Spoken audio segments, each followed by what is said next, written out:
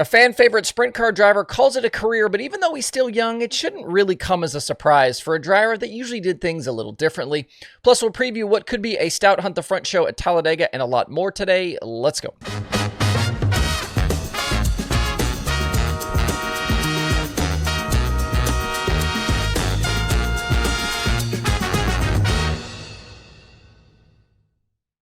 It's Thursday, April 3rd. I'm Justin Fiedler. This is DIRTRACKR Daily presented by Kubota Genuine Parts.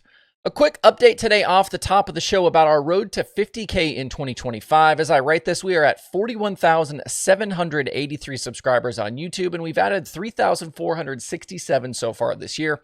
On the Facebook page, it's 33,332 and an 8,400 follower gain. So we need about 8,200 on YouTube and not quite 17,000 on Facebook to hit 50K on both platforms for the year. If you haven't already, please hit that subscribe or follow button. That's a free way to help out DIRTRACKR, and it will help you stay in the loop on all things dirt racing. Jumping in, the news from Wednesday that has everyone talking was the announcement from Jacob Allen that his sprint car career has come to an end. The Pennsylvania driver and son of Sprint Car Hall of Famer Bobby Allen announced yesterday that effective immediately, his time behind the wheel is over. He shared, quote, "With having a family now, I feel it's best for me to focus on being there for them," unquote. He also shared that while he's done driving, his team will continue to operate and that he plans on being heavily involved in the Shark Racing operation. Jacob's career comes to a close, having made 755 appearances with the World of Outlaws, picking up 5 wins along the way.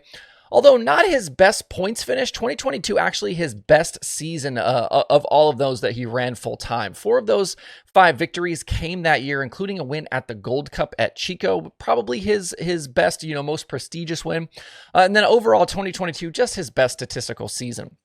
On top of those official Outlaw wins, Jacob also a Knoxville Nationals prelim night win on his resume, plus a high limit score. He's got wins in Central Pennsylvania and picked up wins last year against IRA and the Maverick Series. The 30-year-old driver, probably somewhere near 1,000 sprint car races, maybe a bit more in his career that started in 2009. He and Logan Schuchart started as World of Outlaws full-timers in 2014, and we really watched them grow up and figure out how to be sprint car drivers and compete on the road against the best in the business. The 2 Shark Racing teams, though, went separate directions in 2024 after, at one point being run out of one trailer and then, being together for so long with the Outlaws. Schuchart stayed Outlaws 2024. Allen obviously went high limit. And then for 2025, Allen's 1A was planning a pick-and-choose schedule with the team making 8 410 starts already, plus some scattered 360 shows. He picked up a podium and a top 5 during that second Volusia Outlaw weekend during Bike Week. Those were his best runs of the season. A few days later, though, he had a heat race crash during a weekly show at Lincoln, and we hadn't really seen him since. That wasn't until this past Saturday at Port Royal when Allen dropped in for some weekly action there. He ended up 19th after starting 22nd.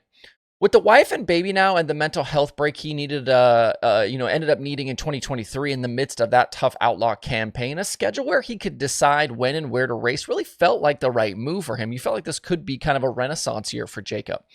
But you have to wonder if that crash at Lincoln made him start to really reconsider driving the car at all. Word about a potential change for Jacob started getting around earlier this week, and then we got Allen's official announcement yesterday. As much as it bumps me out to see him go because I think he's a great character for sprint car racing and I've really basically been around for his whole career, I applaud him for making the tough decision. He could have easily continued plodding around the country half-hearted for a bunch more years just for the money and just to say he was doing it.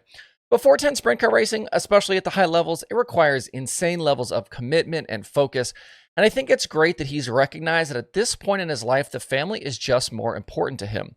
He's always been a bit of a different cat. He's done things his own way, so I'm not surprised to see him go out this way. Going forward, the 1A team will continue to operate, and I've been told the next driver has already been hired. I don't know when that announcement will come, and I'm certainly not going to spoil it for them, but the driver they hired, I think, is going to surprise some folks.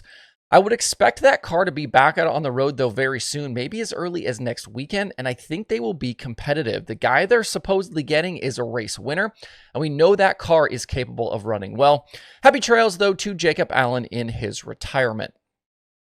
Looking around the country this weekend, your dirt racing options just absolutely continue to shrink. Mother Nature just wreaking havoc around the country. We've already lost the World of Outlaws sprint car and late model events, High Limit, plus NARC and Power Eye. We can add to that list USAC sprint car action. Friday's race at Paragon Speedway is canceled outright. And then the Saturday show at Red Hill has been pushed to June 13th. Up next for the USAC sprint cars is an Indiana double April 11th and 12th between Lincoln Park and Lawrenceburg. Also, the season debut for the IRA sprint cars will have to wait a few more weeks with the 2 weekend shows at 34 Raceway canceled. They will try again April 26th at Beaver Dam. And coming off the Nippy 50, the Mars Series was set for racing at Paducah and Clarksville. Those are off as well. The Mars Modifieds will next race at the Illini 100 at Farmer City, along with the World of Outlaws late models. And the Mars late models go again April 17th at Cedar County, followed by 2 nights at 34 Raceway. And then finally, down in Louisiana, the USMTS Cajun Clash at Boot Hill, it's off also. They're working on trying to find a rescheduled date for that one, but the next USMTS show on the schedule is set for April 11th and 12th at Hamilton County. I would make sure to check with your track and series in advance this weekend before heading anywhere. I'm not sure we're done just yet with races being called off because of weather, so keep an eye out there on all of that. Now that the crap news is out of the way, it does look like things should be full go for the Hunt the Front Super Dirt Series at the Talladega Short Track Friday and Saturday. 2 races complete so far with that series, Ricky Weiss and Dalton Cook grabbing the 2 early wins. Cook currently with a 2-point lead on Weiss with Zach Mitchell, Jimmy Owens, and Trey Mills, the rest of the top 5. Last week at Why Not, Owens with the provisional to podium charge you don't see very often. The late model teams will have open practice tonight for a few hours, and then action starts Friday with 8,000 to win, and then continues Saturday for 12,000 to win. The Hunt the Front Tour made 2 stops at Talladega last season, with Brandon Overton winning there in the spring, and Ethan Dodson and Zach Mitchell splitting the October weekend. Mitchell, he's a Hunt the Front full-timer now, and then Overton and Dodson are expected to be in attendance. Other travelers coming in include Ryan Gustin. Tyler Erb is going to be in Matt Tiff's car, and I've seen Dale McDowell. Overton might not be a bad win pick for the weekend. He's also got previous wins at the track with the Southern All-Stars and the World of Outlaws. He led late last week at Why Not before that crazy finish, and then was the Spring Nationals winner at East Alabama. That Longhorn factory team with Riggs Motorsports may be building some momentum right now. If we've got Overton and crew chief Anthony Burroughs maybe starting to gel a little bit, this could be a good weekend for them to grab a couple of more wins.